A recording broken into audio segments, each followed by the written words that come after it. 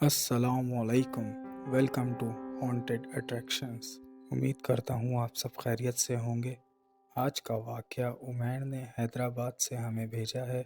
सबसे पहले तो मैं उनका शुक्रिया अदा करता हूँ कि उन्होंने अपना वाक़या हमारे साथ शेयर किया। बहुत बहुत शुक्रिया उमैर भाई आपका। तो चलिए वाक़े की तरफ बढ़ते हैं।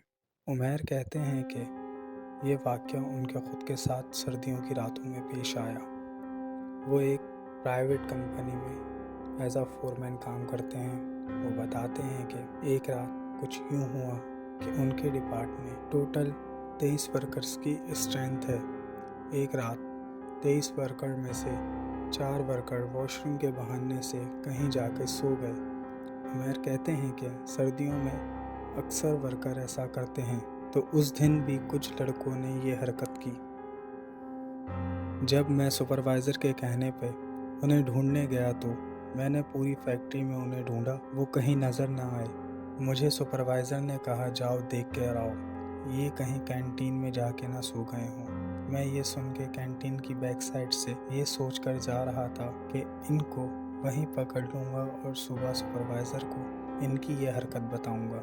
वो कहते हैं कि मैं वहाँ जा ही रहा था कि मुझे ऐसा महसूस हुआ कि मेरे पीछे पीछे कोई आ रहा है। सर्दियों की रातों में वैसे ही हल्की सी भी आवाज़ आराम से सुनाई देती है। मैं समझा पीछे जो घर हैं ये आवाज़ शायद उधर से आ रही होगी। खैर मैंने इतना गौर नहीं किया और मैं उन्हें देखने के लिए आगे चलता रहा कि अचानक कैंटीन के गेट से थोड़ा पहले कुछ कचरा पड़ा था, जहाँ पे कुछ हलचल हुई। मैं समझा उन लड़कों में से कोई एक लड़का है जो मुझे देख के शायद छुपने की कोशिश कर रहा है। अब ये मिल गया तो बाकी सब भी मिल जाएंगे। मैं ये सोच के उसकी तरफ बढ़ा और जैसे ही मैंने मोबाइल की फ्लैश ऑन की तो मेरी आंखें फटी की फटी ही रह गईं।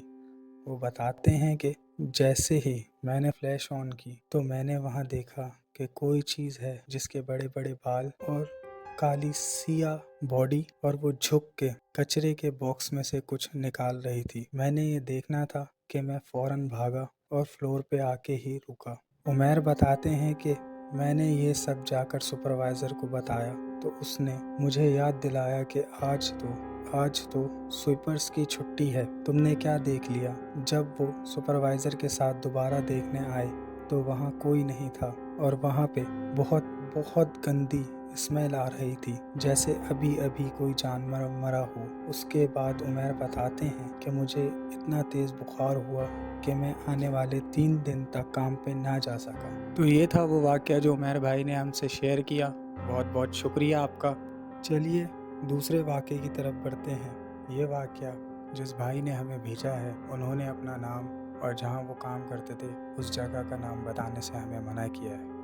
वो भाई बताते हैं कि मैं ज़्यादातर नाइट ड्यूटी करता हूँ, तो मैं आम रूटीन की तरह अपनी ड्यूटी पे गया। वहाँ जाकर मैंने साइन इन करके अपना काम शुरू किया कि अचानक हमारी ही गैदरिंग का एक लड़का आता है जिसकी अचानक तबीयत ख़राब हो जाती है, तो उसको हम रेस्ट करने के लिए अपने पास थोड़ी देर के लिए लिटा देते हैं। उसकी तबीयत वो बताते हैं इतनी ज़्यादा ख़राब हो गई थी कि उसको लिटाने की देर थी और लिटाते ही उसको नींद आ गई। ये भाई बताते हैं कि हम उस मशीन के ऊपर हम 3 लोग थे, मैं, मेरा हेल्पर और तीसरा वो शख्स जिसकी तबीयत अचानक ख़राब हो गई थी। ये कहते हैं कि रात के 3 बजे मुझे हाजत महसूस हुई। मैं अपने हेल्पर को खड़ा करके जैसे ही वॉशरूम की तरफ बढ़ता हूँ, मैं वॉशरूम में भी जा ही रहा था कि मैंने देखा कि जिस शख्स की तबीयत ख़राब थी वो वॉशरूम से निकल कर आ रहा है। मैं बड़ा शॉक्ड हुआ और हैरान हुआ कि अभी तो ये सो रहा था, इतनी जल्दी ये मुझसे पहले वॉशरूम कैसे पहुंचा। खैर मैंने उससे उसकी तबीयत पूछी और उससे ऐसे ही एक छोटा सा मजाक किया कि क्या तुम्हारी नींद पूरी हो गई। मगर हैरानगी की बात ये थी कि उस शख्स ने मुझे गुस्से से देखा और बिना कुछ जवाब दिए सीधा चला गया। हमारे भाई बताते हैं कि जब उसने मुझे गुस्से से देखा तब उसकी आंखें बहुत ज़्यादा बड़ी और बहुत ज़्यादा लाल हो रही थी फिर उस वक्त तो मैं ये समझा कि ये नींद से अभी उठा है, इस वजह से ऐसा रिएक्ट कर रहा है। जब मैंने अपनी मशीन पर पहुंच के अपने हेल्पर से पूछा कि इसको कितनी देर हुई है आए हुए और ये इतनी जल्दी दोबारा कैसे सो गया, ये तो अभी मेरे साथ हाथ मुंह धो रहा था, तो मेरा हेल्पर परेशान होकर कहता है कि भाई आप किसकी बात कर रहे हैं। मुझे फिर भी यकीन ना आया। मैं समझा मेरा हेल्पर भी उसके साथ मिलकर मेरे साथ मजाक कर रहा है। फिर मैं उस लड़के के पास गया।